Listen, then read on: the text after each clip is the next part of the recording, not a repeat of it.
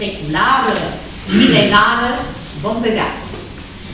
Despre formele administrative pe care le-a îmbrăcat pe parcursul timpului și de momentele de glorie care au diferențiat această urbe de altele din această sau din acest areal al Moldovei meridionale. Cine dintre noi, vorbind la modul general, mai știu că aici, la Bârlad, a fost reședința marii bolnicii a țării de jos în perioada medievală. Mergem apoi în perioada modernă. Câți dintre noi mai știu despre condiția reală a bârlădenilor și tutorenilor la marile momente ale istoriei noastre naționale, cu alte cuvinte, la călătorirea României moderne. Sigur, despre Cuza se știe mai mult, pentru că din 1981, la o inițiativă a Societății de Istorie sprijinită în mod direct de toate administrațiile locale care s-au succedat de acum până în prezent, categoric Cuza a devenit o personalitate proeminentă a Bârladului și nu numai. Sigur, ne mai aducem aminte de școală atunci când aniversăm. Și atunci spunem cu toată inima Liceul Gheorghe Roșca Codreanu. Și apoi adăugăm și celelalte, liceul pedagogic, liceul, să spunem noi, de astăzi Eminescu, Cunța, Petru Radu și așa mai departe. Mai știm câte ceva, pentru că am pus mai mult accent asupra unor mari personalități. Personalități politice, personalități, spunem noi, din domeniul mai ales a culturii și științei. Și pentru că îi promovăm mai des, și pentru că sunt promovați la nivelul întregei urbe și prin manifestările diferitelor instituții culturale și societăți culturale, acest capitol, să spunem, este de necunoscut. În sfârșit, ce știm, sau cât știm și cum interpretăm Bârladul contemporan, Bârladul, să spunem noi, în perioada regiunii trecut, cu lumini și umbre, mai mult știm sau nu știm, putem să precizăm sau nu, mulți dintre noi, fiind martori ai acestei perioade. Și în sfârșit, de 30 de ani, deci după 89, după 90, cum s-a integrat Bârladul în acest ritm al democrației, al dezvoltării, dacă suntem sau nu suntem frustrați, din ce motive și mai ales care sunt perspectivele noastre în viitor. Deci, acestea sunt obiectivele pe care încercăm cu ajutorul colegilor, invitați și cu ajutorul dumneavoastră să le dezbatem, cu promisiunea că vom reveni pentru unele analize, să spunem, la obiect, fie că e vorba de Bârladul medieval sau Bârladul în perioada modernă. Să spunem noi, din regiunea europeană. În cadrul acestui aspect, trebuie să avem în vedere două elemente. Toponimicul Bârlad, pentru că și acesta a stărit numeroase comentarii, și apoi o datare, mai mult sau mai puțin, spunem noi, reală, acestei urbe. La primul aspect, atunci când vorbim de toponimic, și vreau să spun că în această dezbatere s-au implicat istorici de marcă, români și străini. Iată, să spunem noi, unul dintre cei care au o apartenență deosebită pentru sfârșit de secol XIX, început de secol XX. Este vorba de istoricul Ion Bogdan. Este printre primii care subliniază faptul că acest toponimic ar veni din slavonul berlo, adică nuia, creangă, adăugat și cu berla, care ar însemna cotloane. Categoric, trimiterea se face la rând Bârlad și la tot ceea ce înseamnă sistemul meandric și nu intru în amănunte. A urmat apoi un alt mare filolog, personalitate deosebită, academician și bârlădean pe deasupra, Este vorba de Alexandru Filipidă.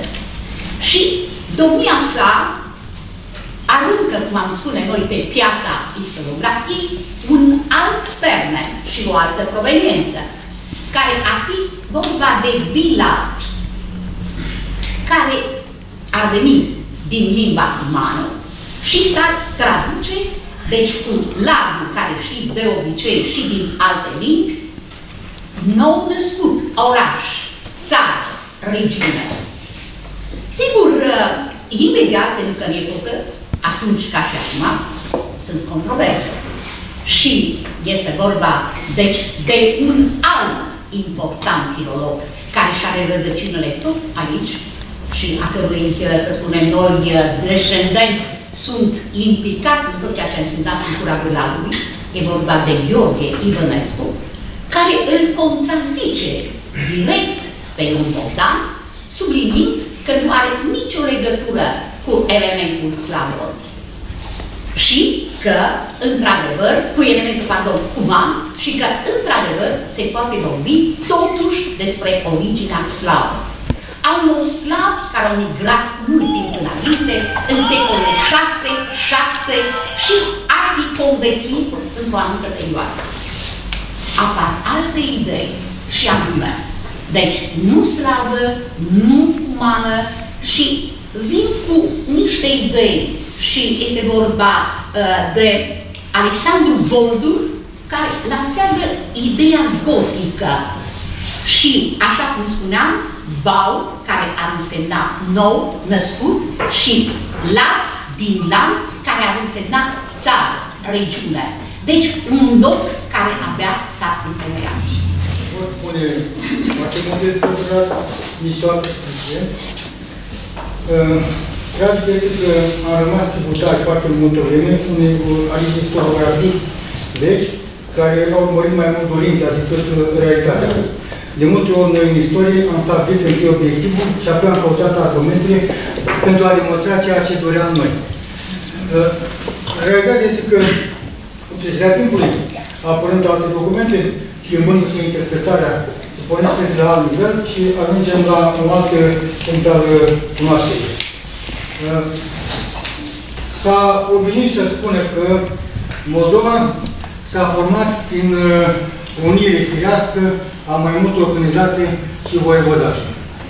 Eu am constatat din puținul timp care mi-a fost ca să mă gândesc și am putut, că Moldova, de fapt, este o creație externă.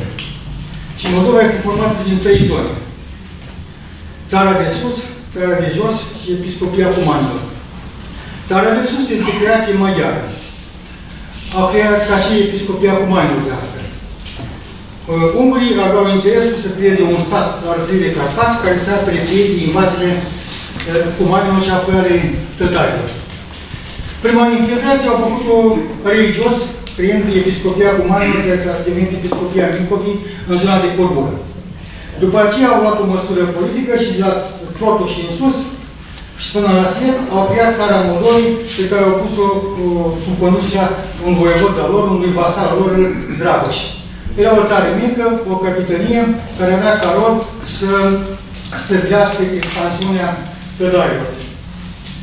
Țara de jos, de fapt, este o creație lituaniană. Și ea reprezintă zestea la căsătorie a lui Roman al Unșatei. Și să vedem cum s-a ajuns aici. Urmașii lui Dragoș au fost înlăturați de Bogdan. Bogdan a părăsit Maramureșul și Ardealul, el se însoțit din cauza unor motive religioase.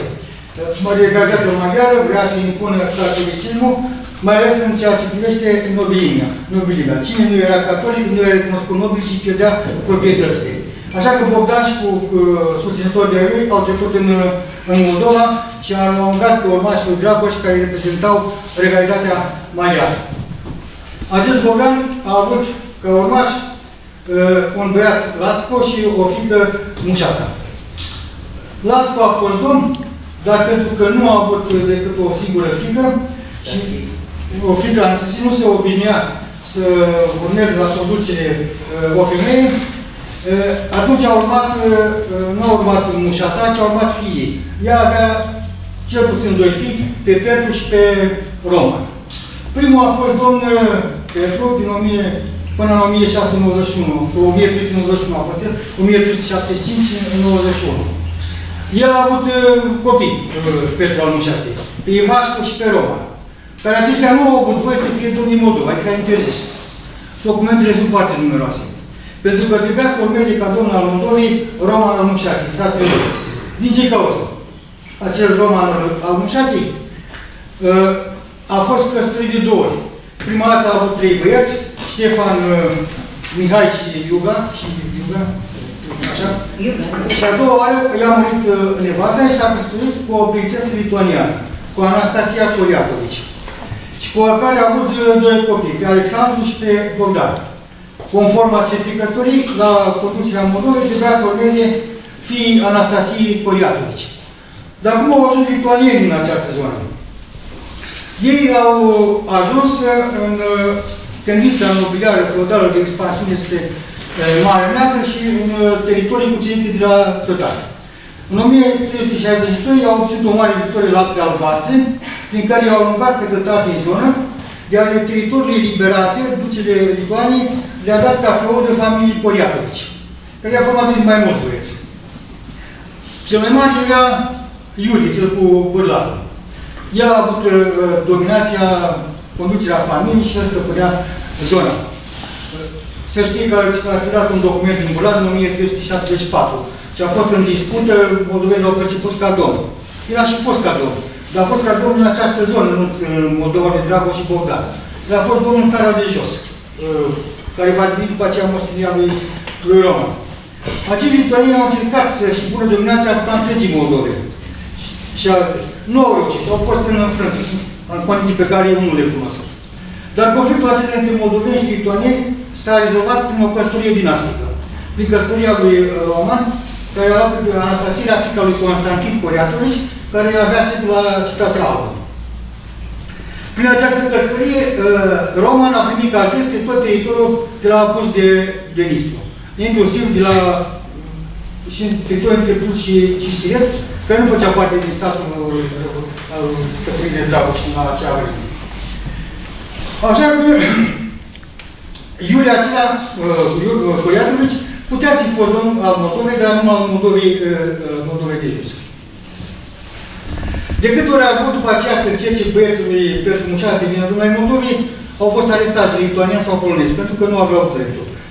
De fapt, și acest Roman Mușat a devenit domn și pentru Moldova al lui Bogdan Dragoș și peste moștenirea Zestre, care primit de la familia Poliatovici. În această cauză, eu îl consider că acest roman, care a avut o domnie foarte scurtă, este primul unificator al Moldovei. De aceea putem să-i spunem roman unificator, primul unificator al țării Moldovei, primul care a făcut o unire a românilor. În această cauză, doar m-a gândit că acest roman ar trebui să aibă o statuie în Bulat, pentru că este un simbol al unirii, acest roman al Mușatei. A intrat oarecum, a făcut trimiteri la Ștefan cel Mare. Să mai vedem și alte lucruri, dar vă rog pe scurt că timpul a trecut. Faptul că domnul Gherchen este oltean, după părerea mea, cunoscătorii au sesizat lucrul acesta. Odată pentru că este primul dintre arheologi, deși sunt arheologi atestați în sală. Al doilea, pentru că... Deci au umblat glandura pe deal. Da. Am umblat, așa? Exact. Dar descoperit ceva. Da, sigur că nu. Și al doilea motiv este unul simplu. E foarte greu să trăiești cu sufletul la bărlat și să nu încerci să-i depistezi reperurile istorice fundamentale. Dincolo de problematica genezei orașului Bârlat, care nu este nici acum rezolvată, sunt studii noi care au apărut, ale profesorului Răzvan Laurențiu de la Facultatea de Istorie din Iași, ale profesorului Constantin Rezachievici, a lui Mircea Matei legate de cetatea de pământ de la Bârlat și chiar și de la Cluj, a lui Andrei Rusu. care fac referire la modul cum a evoluat această localitate, care fără tăgate este una din cele mai vechi localități din Moldova și mai ales trebuie să nu uităm că râul, apa, este prima dată menționată și apoi localitatea care își... Da, exact. Este așezată pe cursul râului, tocmai pentru că oferea condiții prielnice. În ceea ce privește perioada lui Alexandru cel Bun, nu mă mai refer la ea, evident, a făcut-o foarte bine profesorul Gheorghe. Trebuie amintit, totuși, și vornicul Negrea din Bârlad. Desigur că aici au fost discuții. În document apare Ot Bârlad.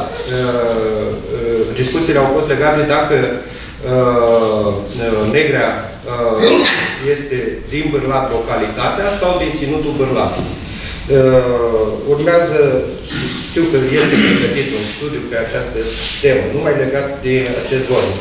De asemenea, să nu uităm, un act extern extrem de important, deci cu referire externe la țara Moldovei, e vorba de acel condominiu între urmașii lui Alexandru cel Bun, e vorba de Iliaș întâi și sigur, da, și Ștefan, cei care emit la Bârlad un act în care anunță pe regele coloniei că s-au împăcat și că și-au repartizat sferele și-au împărțit sferele de influență, atunci putem vorbi, chiar dacă nu apare în document, nu numai de Bârlad, dar putem vorbi și de o delimitare clară a părții de sud și de țara de jos și țara de sus a Moldovei. Chiar dacă în documente, așa cum s-a precizat, apare mai târziu. O altă realitate pe care domnul Gheorghe, de asta spuneam, nu trebuie trecut chiar cu vederea, este aceea că acești doi voievozi și chiar și mai înainte Alexandru cel Bun nu puteau emite documente dacă nu aveau o reprezentare a domniei în teritoriu, adică o curte domnească, o reședință voievodală, temporară, care să permită voievozilor, în trecere fie, să rezolve și problemele din această zonă. Mai ales că ei erau conștienți că localitatea reprezenta un punct de vamă extrem de important. De aceea considerăm că la Bârlad, ca și la Puș, ca și la Vaslui și în alte orașe mari ale Moldovei, cu siguranță a existat o curte domnească. Important este ca ea să și fie descoperită. De asemenea, mai trebuie avut în vedere faptul că Bârladul, spre deosebire de alte orașe din nordul său, cum ar fi Vasluiu, Iașu, Suceava, dincolo pe Siret, Romanu, Bacău și așa mai departe, a fost cel mai avariat, dacă vreți să spun. Adică a fost cel mai mult atacat și jefuit de trupele turco-tătare. Gândiți-vă, pentru că era un oraș deschis. Într-adevăr, configurația geografică a permis năvăliri ușoare ale armatelor care nu erau foarte bine dotate militar, să invadeze și să jefuiască și să incendieze orașul de mai multe ori. Numai în perioada 1435-1445 sunt peste 20 de invazii. Important este că orașul a avut capacitatea să se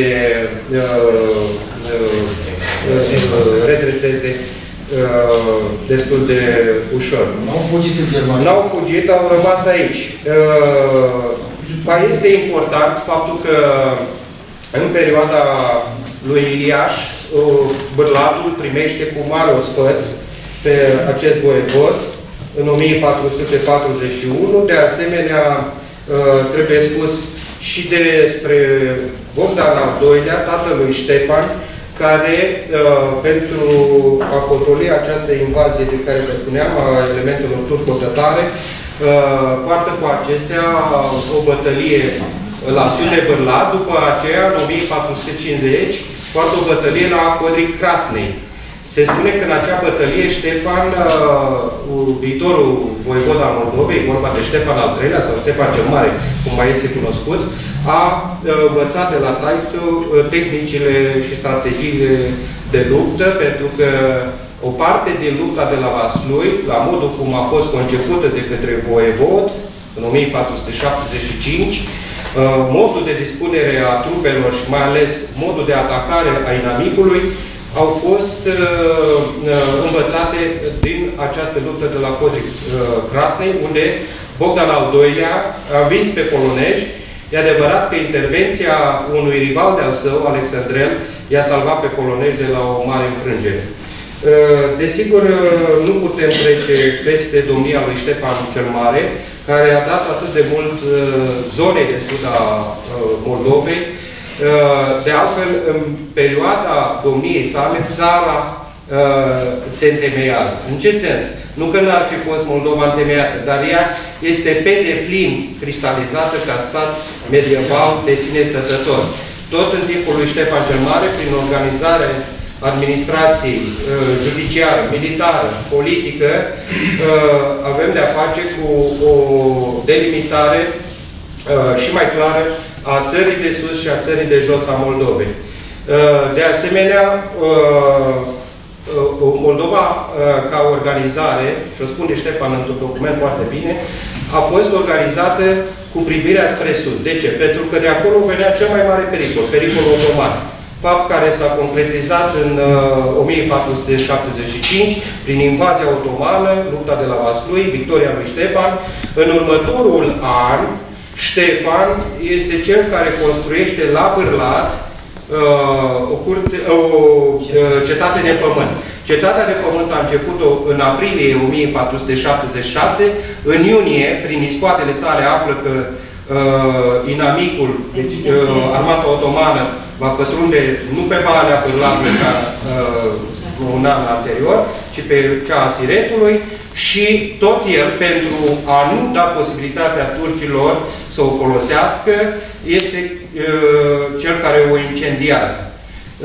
De asemenea, aceste studii s-au făcut de către sub egida muzeului și în colaborare cu Institutul de Istorie din Nicolae Iorga din București, cu Muzeul Militar, Lucian Chițescu, Mircea de Matei și mulți alții.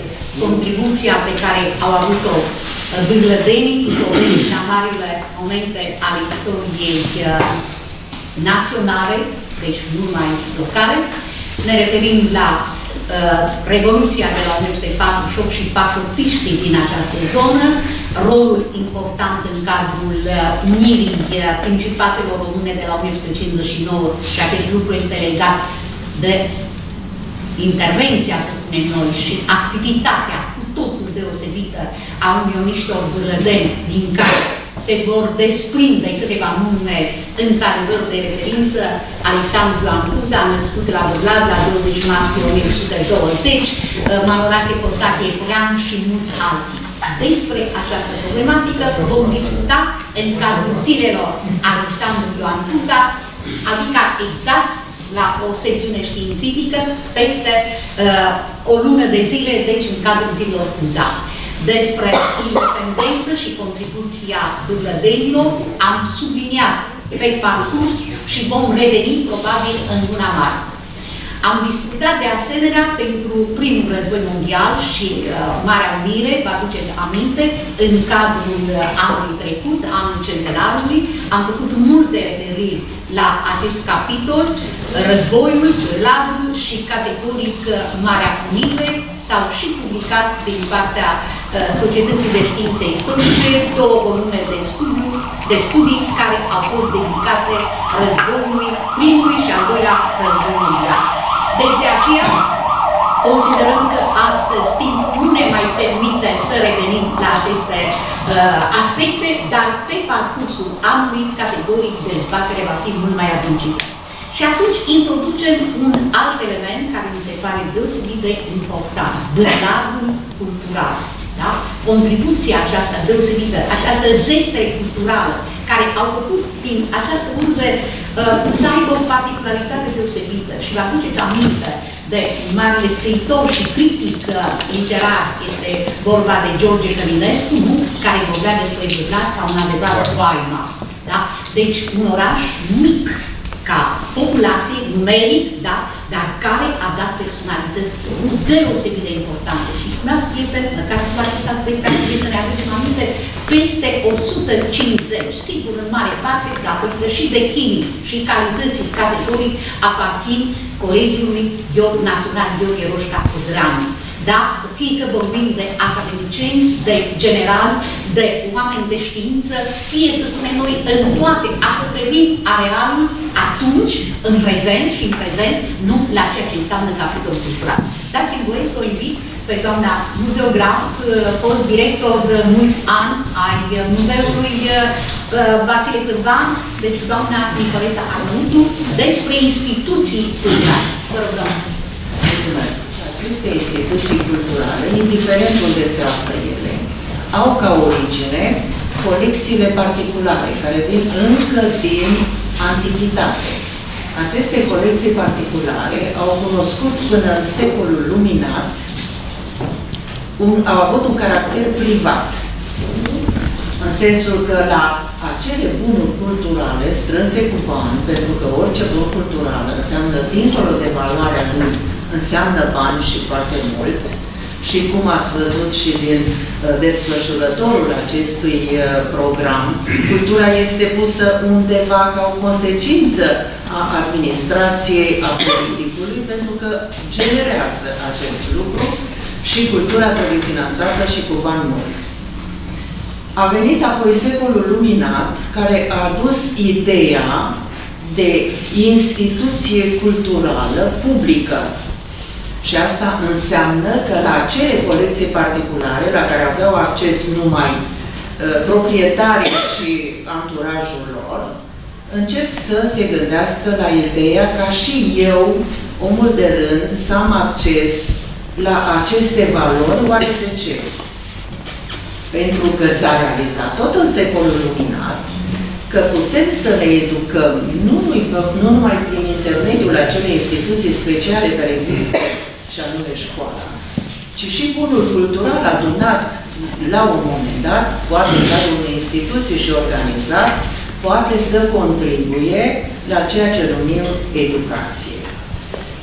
Revoluția franceză a fost prima care a deschis drumul, când proprietatea regală a fost confiscată și a intrat în circuitul public, a introdus denumirea de instituție culturală publică, când a avut liber să intre și omul de rând. Mai mult decât atât, Revoluția din Franța a mai adus un element, și anume specialistul instituției publice, care capătă și acea particularitate a specialistului de a face cercetare. De ce? Pentru că publicul, intrând în aceste instituții, trebuie să primească informații mai exacte. Ori bunul cultural întotdeauna este un tezaur care trebuie cercetat. Niciodată nu are o, vedeți și istoricul Bârladului, niciodată nu avem o dată certă, nu? Că s-a născut așa cum suntem noi, la data X, anul Y și așa mai departe. Fiecare bun cultural capătă o identitate în urma unei cercetări. Deci, atât ne aflăm comparativ cu ce se întâmplă, mai ales în Europa Occidentală. Eu aș cataloga Bârladul ca un loc unde s-au petrecut niște, sau mai bine zis, așa cum spunea doamna profesoară Gramaticu, au existat niște oameni aici, în primul rând. Oameni care au fost interesați, văzând ce se întâmplă în plan mondial și național, au fost interesați de urbea lor. Astfel că, la începutul secolului 20, după părerea mea, primul care pune problema instituțiilor cu caracter public, subliniez, a fost poetul George Tudoveanu. Și există în presa locală câteva articole în care poetul George Tudoveanu face o pledoarie pentru biblioteca publică. prima instituție publică. Ce a făcut poetul George Tudoveanu? A făcut o comparație în aceste, dacă le-ați citit, o comparație. Ce se întâmplă în lumea occidentală și ce se întâmplă la noi în România și în special în Bârlan. Așa a reușit poetul George Tudoveanu, și-a ajutat de presă, evident, să încetățenească ideea necesității unei biblioteci cu caracter public. Știm cu toții că el a fost primul bibliotecar care și-a pus casa la dispoziție, unde bârlădenii au început să vină să împrumute carte, iată un lucru iarăși foarte important, să împrumute carte, să o ducă acasă. Și apoi, în 1906, când s-a înființat prima bibliotecă publică, grație cui? Iată, tot un bârlădean, deci tot inițiativă privată, nu a fost inițiativa statului. Și fac o paranteză. Alexandru Locuza, printre altele, a dat o lege în acest sens, dar ea nu a fost pusă în practică. Au existat tot felul de colaborări, tot felul de parteneriate între voluntare și oficialitățile locale, așa cum s-a înființat și Biblioteca Stroie Beloiescu în 1906. Grație lui Stroie Beloiescu. Am părerea că dacă Stroie Beloiescu nu ar fi marșat la conceptul lui poetului George Tudoveanu de a veni cu niște fonduri să construiască o clădire, poate la Bârlat nu ar fi apărut atât de timpuriu nici biblioteca și nici muzeul. Dacă mă gândesc și mă refer la ce se întâmplă în restul României la această dată, eu cred că Bârlatul se află printre avangardiștii în materie de instituții culturale. Erau foarte puține muzee și foarte puține biblioteci la această dată. Imaginați-vă, Bârlatul atunci cred că nu avea mai mult de 12.000 de locuitori. Nu, 23. 23, pardon. 23 de mii. În 1912, Bârlatul avea 12.000 de locuitori. Bun, 12-20 și la început de secol, populația numeric era restrânsă, dar mai era un lucru. Oare care era gradul lor de școlarizare? Marea lor majoritate erau analfabeți. Iată că această generație, poetul și Stroie Beloiescu, s-au gândit, de fapt e un concept al timpului, dacă vreți, luminarea prin cultură, pe care lansată de marele nostru istoric și preluată apoi de generațiile de intelectuali. Datorită dumneavoastră, biblioteca reușește să-și promoveze fondul de carte. Nu uităm că mai la toate simpozioanele ne-ați făcut invitația de a participa, lucru care este important, cred eu, în special astăzi, pentru că cartea veche din colecția bibliotecii ne oferă și ea o imagine despre cultura bârlădeană, despre preocupările elitei bârlădene de la sfârșitul secolului XIX, început de secolul 20. Astăzi am identificat în colecția bibliotecii un număr de aproximativ 80 de volume, carte veche, românească și străină. Au fost expertizate la sfârșitul anului 2017 cu ajutorul primării, inițiativa domnului primar și a Consiliului Local. În momentul de față, dosarele sunt pe masa Ministerului de Cultură. Așteptăm clasarea lor. Din cele 80 de volume, predomină cartea cu tematică religioasă. Sunt cărți care au văzut lumina tiparului la tipografiile din metropoliei din Iași și București, urmate de cea din Sibiu. 6 dintre ele fac parte, de fapt, din categoria de tezaur, așa cum bine știți, primită patrimoniul din 182 din 2000. În funcție de semnificația și importanța istorică, arheologică, numismatică, din punct de vedere al realității sau entității, volumele sunt împărțite în două categorii. bunuri culturale cu importanță excepțională, cele de tezaur, și bunuri culturale cu importanță deosebită pentru România din categoria fond. Noi v-am invitat astăzi să admirați și să cunoașteți 5 dintre exemplarele de tezaur. Cea mai veche dintre ele, Cazania lui Varna, 1643, este din păcate un exemplar incomplet, cel pe care îl ține biblioteca. Însă un exemplar rar, poate chiar unic pe teritoriul României, este o cazanie de la Bârlad, datată 1831-1832.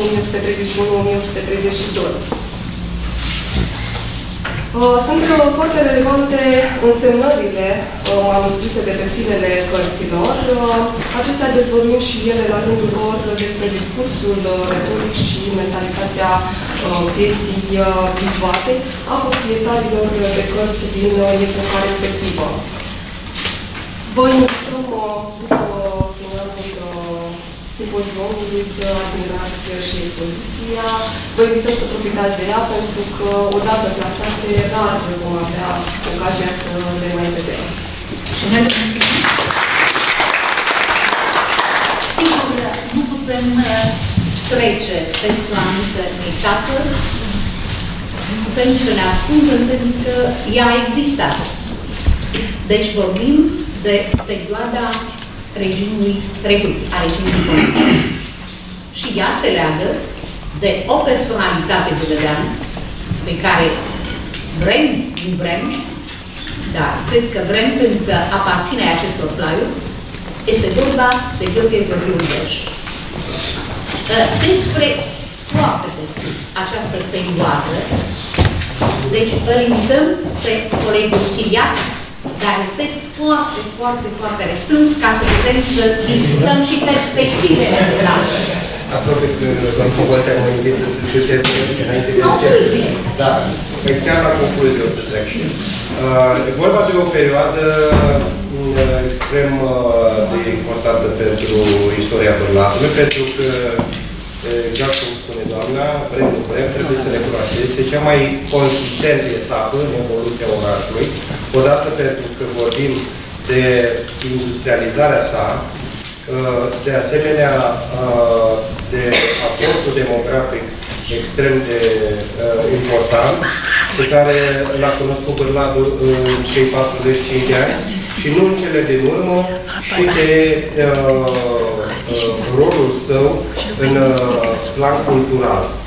Da, o să pară ceva oarecum atipic faptul că într-un regim comunist, un oraș poate să își dezvolte una din cele mai mari valențe ale sale, și anume cultura.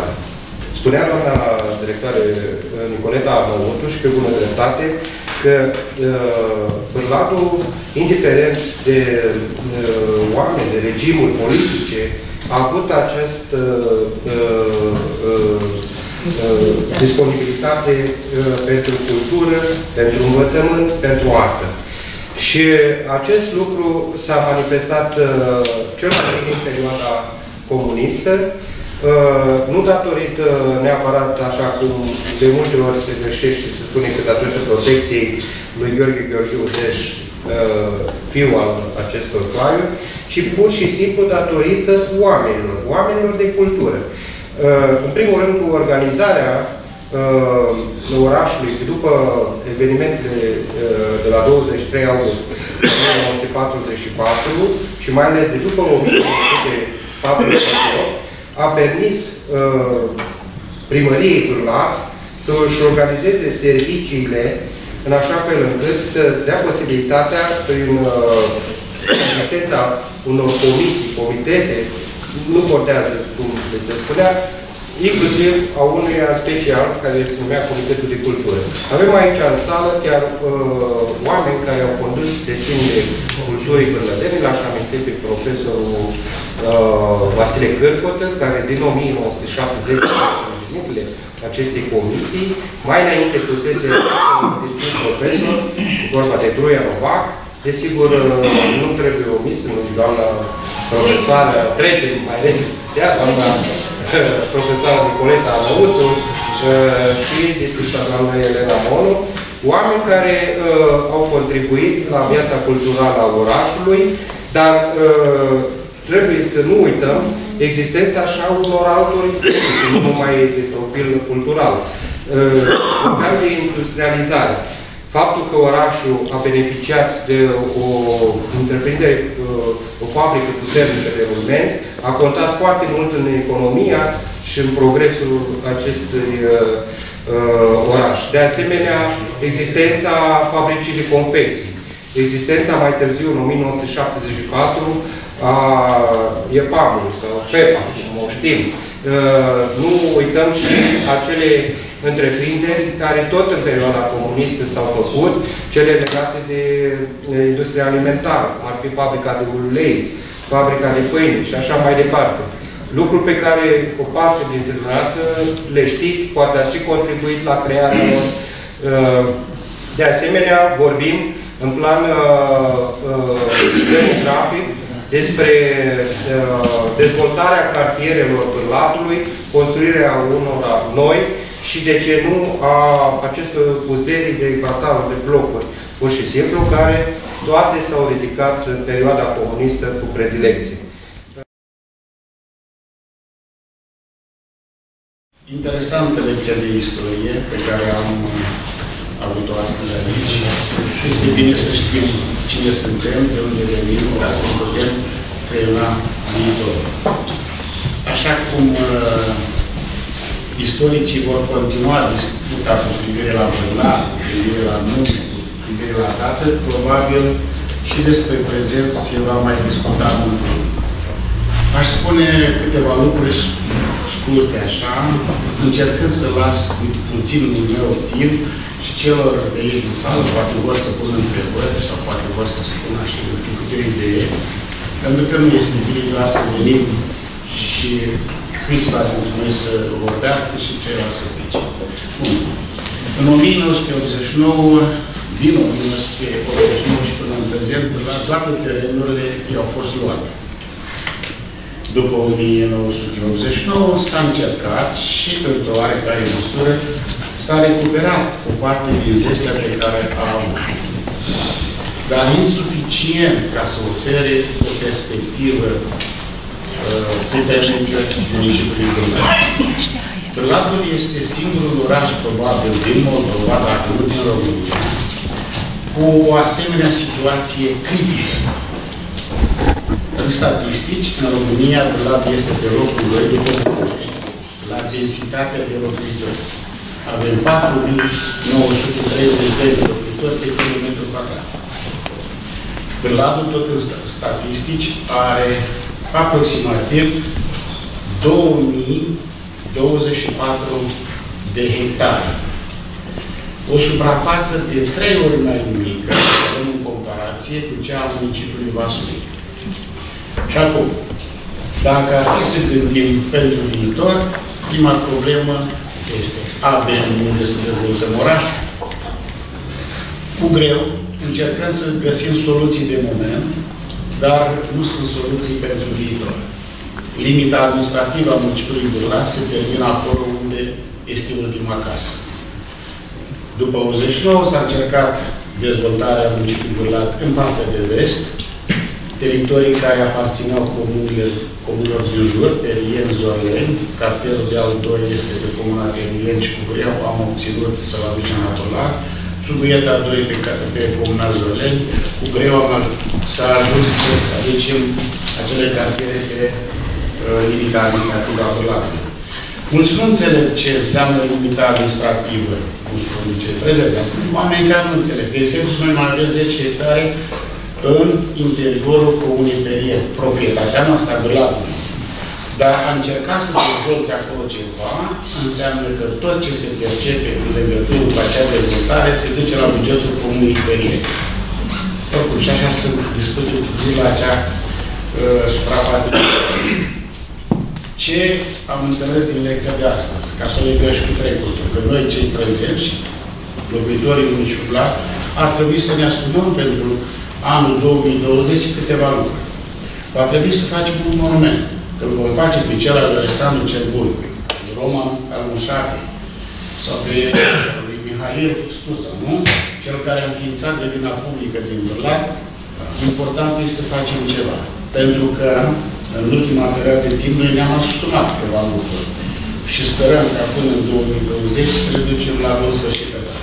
Și ați punctat câteva lucruri în domeniul cultural și cu îngăduința dumneavoastră câteva lucruri care țin de dezvoltarea orașului. Ne-am asumat monumentul eroilor și sperăm ca anul acesta să-l putem realiza așa cum este proiectat. Pentru că monumentul este adus în municipiul Bârlac, dar nu l-am putut ancasa datorită timpului nefavorabil când am ajuns atunci cu monumentul la Bârlac. Este o lucrare foarte frumoasă, poate una din cele mai frumoase din zona Moldovei. Ne-am asumat Casa Cuza și sper ca săptămâna ce vine să îl mutăm pe domnul de acolo din Casa Cuza la grădinița 14, după un an de plimbări la București, am reușit acest lucru. Acolo va trebui să intervenim, pentru că la anul se împlinesc 200 de ani de la nașterea lui Alexandru Neam Cuza și va trebui să fim pregătiți pentru acest moment important. Ne-am asumat Casa de Ești, am lucrat anul trecut și lucrat și în prezent, pentru că se dorește, și dorința noastră a bârlătenilor, ca acest obiectiv să fie inclus în acel circuit Galați-Bârlac, Odești-Târgu Jiu, București, circuitul pe unde merge tinerețe și întreagă petrecut în aceste orașe. Acum, despre oraș. Un oraș nu se poate dezvolta dacă nu are teritoriu, evident. Câteva soluții s-au găsit. Dar nu se poate dezvolta dacă nu are o gândire. Bârlacul a fost oprit din dezvoltare într-un anumit moment, Revoluția. În domeniul sistematizării nu s-a gândit de nicio administrație nimic. Dacă dumneavoastră știți bine, strada Vasile Lupu se termină drept în casele oamenilor, strada Ion Vodă se termină într-un bloc, spre gară și sunt și alte exemple, de exemplu, sistematizat pe partea stângă până la policlinica stomatologică, a rămas așa. Nici o administrație nu și-a asumat o gândire sau o regândire din punct de vedere structural sau sistematizării pentru municipiul Bârlac. Am încercat soluții de moment, mai în stânga, mai în dreapta, dar nimeni nu și-a asumat. Cred că acest lucru ar trebui să îl asumăm într-o dezbatere publică cu toți factorii de decizie la nivel de municipiu. Nu am avut nicio gândire. Să știți că planurile cincinale, așa cum erau gândite, era o chestiune. În momentul în care s-a deschis posibilitatea atragerii din fonduri europene, municipiul Bârlac nu a fost pregătit. Și pentru o anumită perioadă de timp nu s-au putut depune proiecte pentru a atrage fonduri europene. Târziu am realizat noi pregătirea acest lucru și am, să spunem, am reușit cu acel proiect de al 2 Eminescu, proiect pe care l-am întins pe mulți ani, terminându-l cu un împrumut de la bugetul local și ultimele sume chiar luate din bugetul local. Dar am pierdut o perioadă istorică foarte importantă, vremea când se dădeau bani pentru infrastructură și a rămas cu o infrastructură dezastruoasă la nivel de municipiu. Europenii nu mai dau bani pentru străzi, doar ca o chestiune conexă la altceva, poți să primești bani pentru străzi. În acest context, în această perioadă, din iunie 2016 și până în prezent, nu am avut în fiecare an posibilitatea de a depune proiectul fonduri europene, dar în 2018, la mijlocul anului, s-a deschis sau s-au deschis axele de finanțare. La nivel din municipiul Bârlac s-au depus proiecte în valoare de 36 de milioane de euro. Cel mai important proiect pe care l-a depus municipiul este pe mobilitate urbană, vizând reducerea noxelor, dar în acest context sau la această axă am putut să depunem și un proiect pentru infrastructură, vorba de 10 milioane de euro infrastructură și 5 milioane mijloace de transport, autobuze electrice.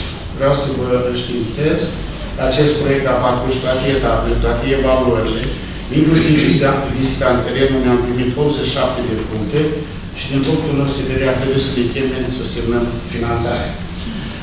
Așa, din proiecte mai importante avem la axa 13, grădina publică, pentru că bălădenii au privit și privesc cu mare interes parcul din Vaslui. În schimb, noi tot l-am mai cosmetizat cu bani de la bugetul local. Bălădenii vor altceva, deci am depus un proiect pe axa 13, cu privit mai multe obiective, grădina publică, sala de sport a orașului, centru de zi pentru bătrâni, centrala de alături, și grădinița numărul 2, modernizare și extindere. Iluminat, modernizare și extindere, 3 milioane jumătate de euro, a parcurs toate etapele de evaluare, pe 18 luni avem vizita în teren, ultima etapă. Sperăm să ieșim bine. Am mai depus, așa, în domeniul învățământului, trebuie să spunem că noi stăm foarte prost la acest capitol, toți știm acest lucru, însă aș puncta un alt aspect. Sursele de finanțare sunt din 3 direcții. Buget local, de la guvern și fonduri europene. În momentul în care s-a deschis PNDL 2 de la Guvernul României, Planul Național de Dezvoltare, municipiul Bârlad a depus proiecte de 100 de milioane de lei. Noi, 100 de milioane de lei. Și ne-am îndreptat către acest program cu obiective importante, știind că pentru aceste obiective europenii nu dau bani. Și am depus Liceul Mihai Eminescu, Colegiul Național Gheorghe Capodreanu, Școala de Muzică, Spitalul TBC, Spitalul Elena Bergman, Corp A și B, dispensarul medical din spatele fostului DCR și un pachet de stres. Municipiul Bârlad, domnilor, dați-mi voi să vă spun că nu a primit decât 2 milioane de lei. 2 milioane de lei. Și am constatat, privind în trecut, că noi bârlădenii nu am primit bani niciodată, indiferent de administrația care era aici la Bârlad.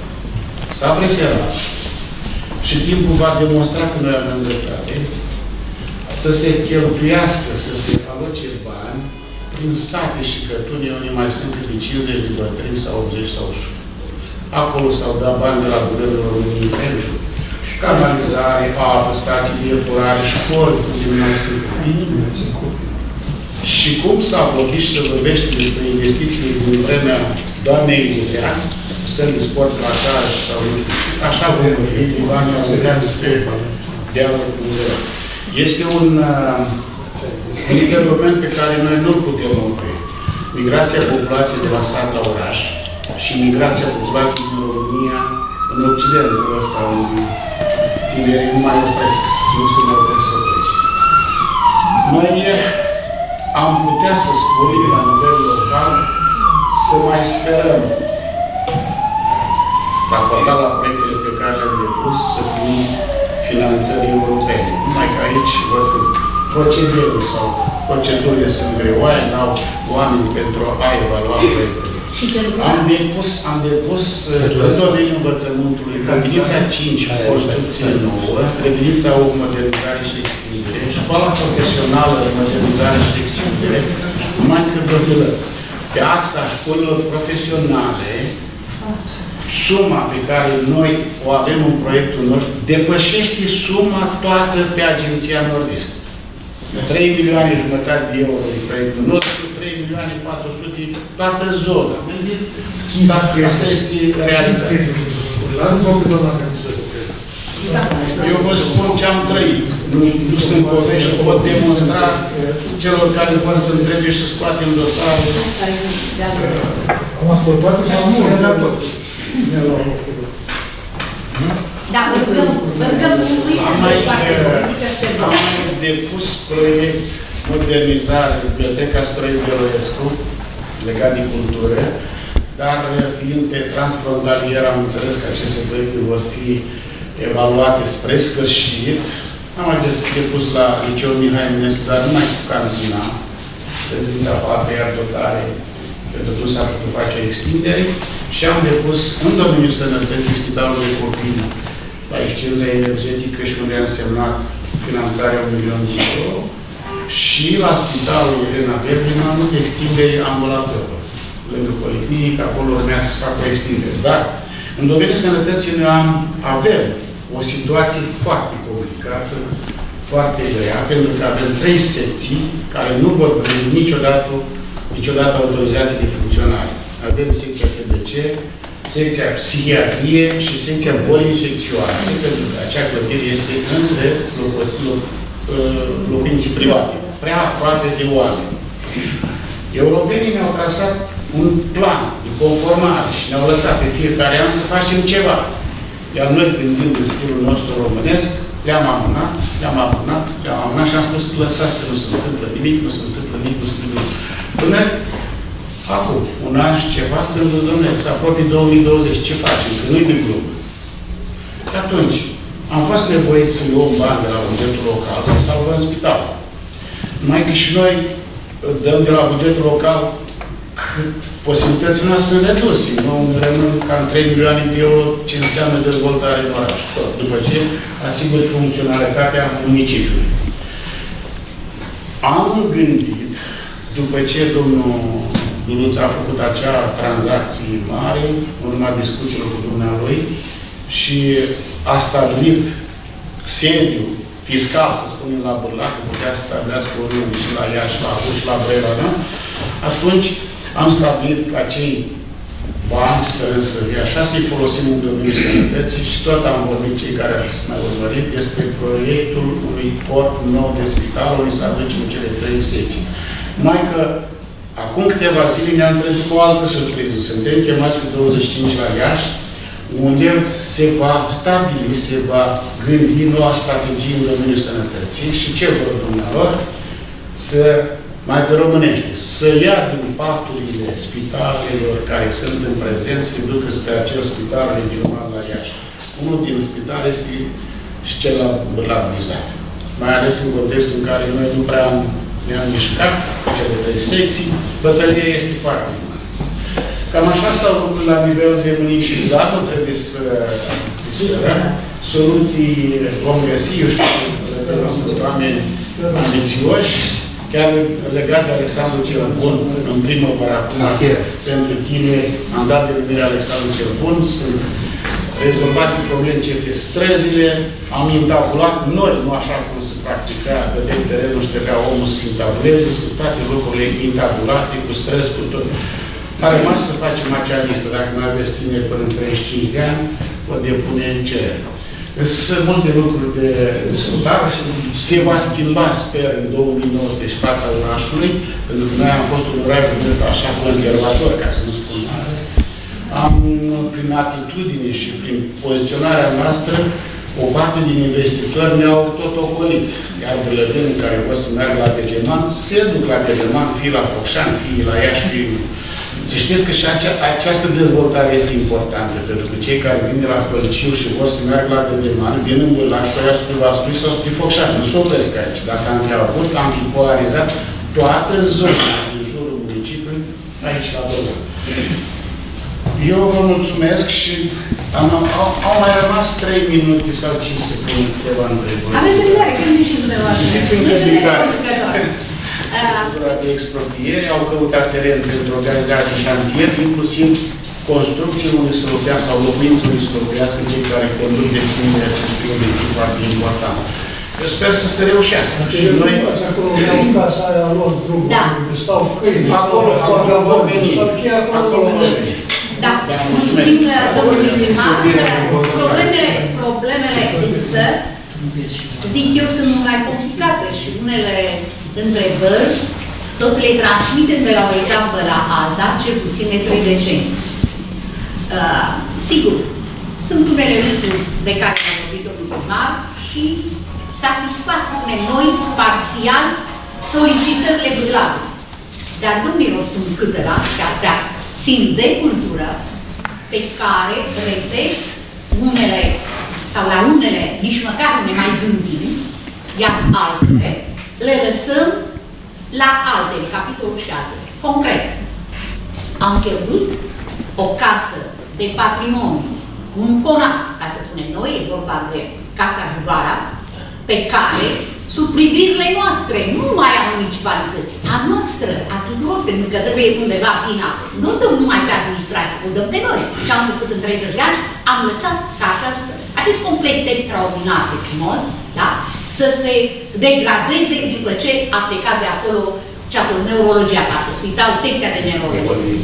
Sau boli infecțioase. Bun. Al doilea element, care este pe cale de a se șubrezi și a avea aceeași soartă. Dar în discuțiile pe care le-am avut cu domnul primar și numai, ne-au dat un licăr de speranță.